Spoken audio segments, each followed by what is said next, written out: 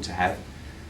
So everybody understands, and I think 99.999% of people believe that fight shouldn't have been stopped. Unfortunately, the other point one was the referee and the doctor, who unfortunately were the two important people in the jigsaw. So the most disappointing thing from that night is Amir Khan's plan didn't work, but we never got a chance to see whether Paul McCloskey's plan would have worked. And we'll receive criticism to say he was behind at the time, or say you've never seen a fighter come from behind and win, and maybe he wouldn't have won. But at least we wanted to see if our plan would have worked, and we believe it would have. But again, it's just going over old issues, and I think if we do that, we run a risk of always living in the past. And I think as a fighter, particularly with Paul now, if Paul doesn't focus his mind on the next job and worries about what happened in the past or what happens with Amir Khan, I think it'll be a big mistake. And I don't think he'll do that, because I think he's more wise. But we wanted to come back to Belfast with a huge fight, and I think outside of a world title fight, and even then, fighting some of those champions, this is the biggest profile fight we could have chosen in the division. And again, just said it again, a perfect fight, a huge name, a guy who's been turned down many a time by world champions to fight, and particularly Amir. Sky wanted Amir Khan to fight Breidis Prescott before they looked at Paul McCloskey. He didn't want to take the fight. So we know how dangerous it is. You've seen how dangerous it is, but it's a fight that means that everyone's going to stand up and listen. It's a fight that the public would love to see.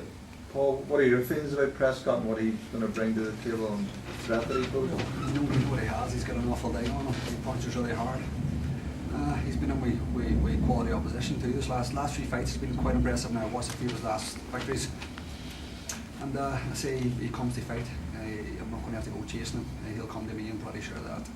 So I think it's going to be a big test for me, obviously. But again, it's a test I'm going to be ready for. Obviously, I'll make count on all the tactics worked out for the fight. I think he brings what he brings in power. He can be outboxed. I think it's going to be a big issue in this fight. I want it to be switched on and really boxing it on and firing all cylinders. You think he hits harder than Khan?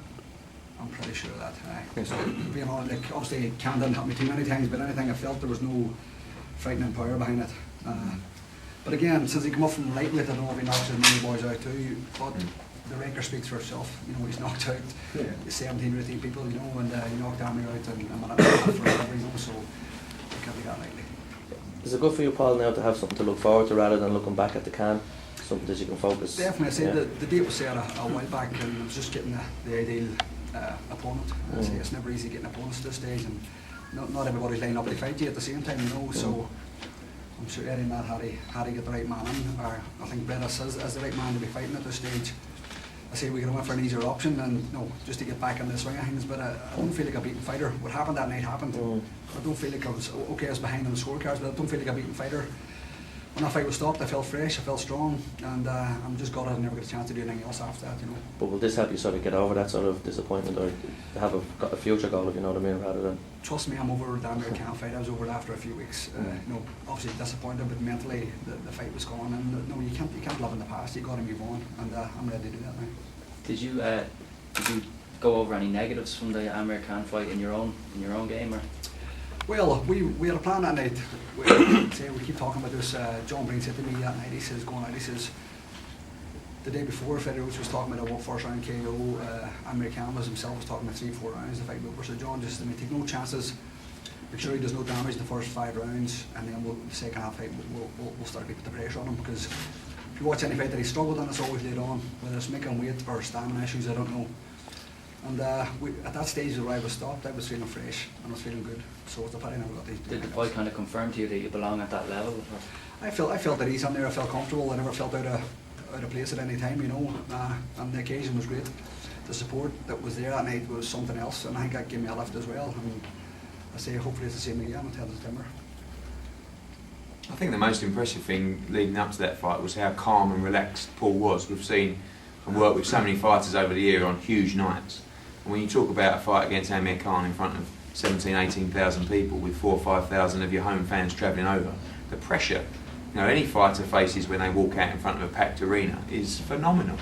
But we was with Paul the whole week of the fight, the way in the press conferences, even in the change room before the fight, even in the ring. And at never one stage did he look uncomfortable to me.